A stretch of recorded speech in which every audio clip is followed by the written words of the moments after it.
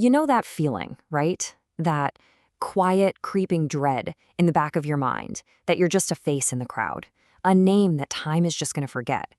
It's this deeply human thing, this terror of just being ordinary.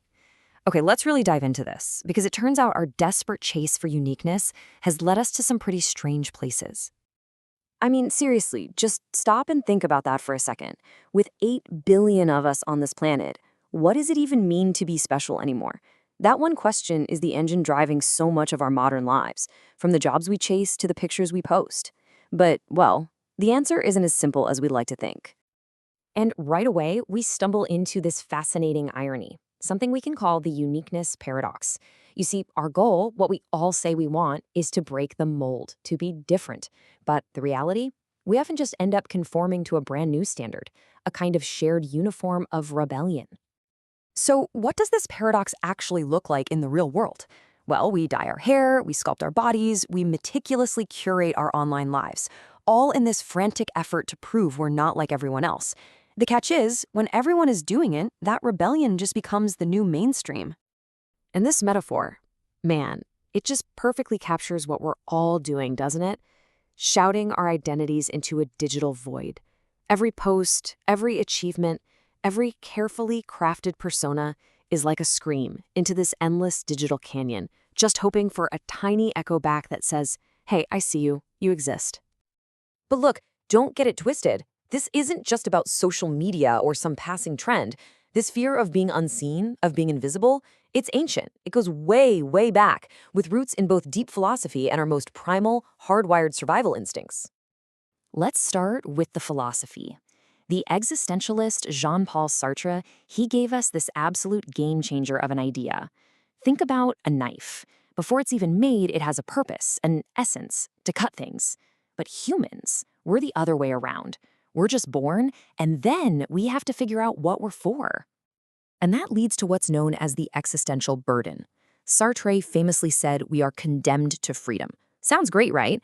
But what he meant was that there's no cosmic script for our lives. We're just here. And that total freedom puts this immense, terrifying pressure on every single one of us to invent a meaningful, unique life completely from scratch.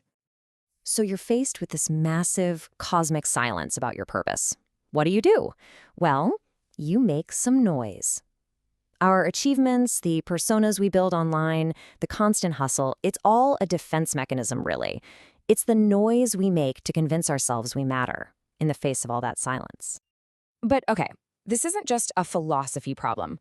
Our fear of invisibility is also wired deep, deep into our DNA. For our ancient ancestors, survival was a simple, brutal equation. To survive, you needed status within the tribe, and to get status, you first had to be seen. You had to be visible. The battlefield for that status has just changed. It's not the same arena anymore. Back then, it was about who had the sharpest spear, who could control fire. Today, it's about our careers, our personal brand, our digital footprint. The tools are completely different, but that underlying primitive impulse for recognition is exactly the same. And this isn't just a vague feeling. It's actual brain chemistry. When you're recognized, your brain gives you a nice little hit of dopamine, the reward chemical. But when you're ignored, it floods you with cortisol, the stress hormone. See, your ancient brain, it can't tell the difference between being ignored by a tribe of 50 and being lost in a world of 8 billion. Neurologically, being invisible feels like a death sentence. So we've got this ancient, deep-seated fear, and then modern life comes along and just pours gasoline all over it. We've basically built what you could call a great comparison machine, a system that takes our natural insecurity and just cranks the volume up to an almost unbearable level. Let's just let this number sink in for a second. 8 billion people.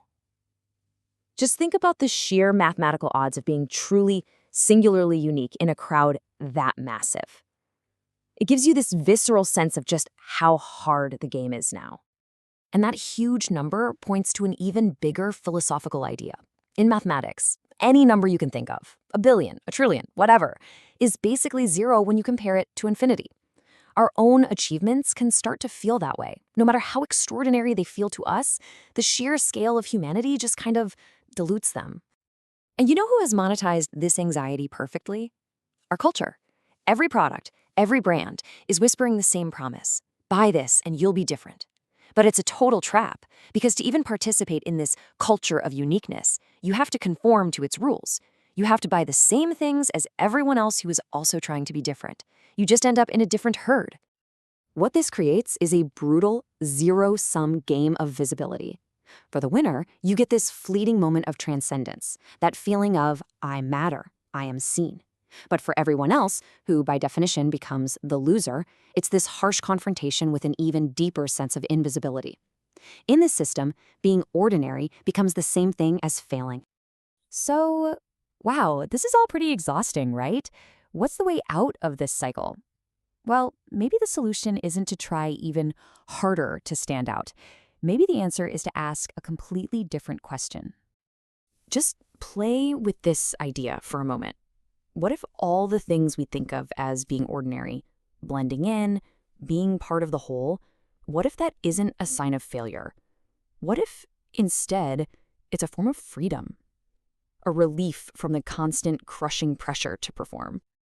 I mean, if you look at the universe itself, you don't see this chaotic obsession with uniqueness. You see the complete opposite.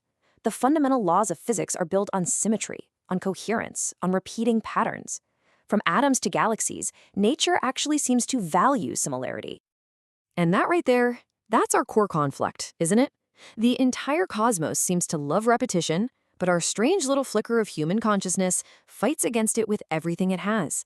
A star doesn't worry about being one among billions, but we sure do.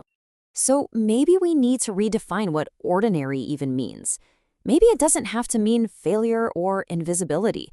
Maybe it means accepting our place in the grand, beautiful symmetry of existence. Maybe it means connection, not erasure. Which brings us to the final, crucial question you have to ask yourself.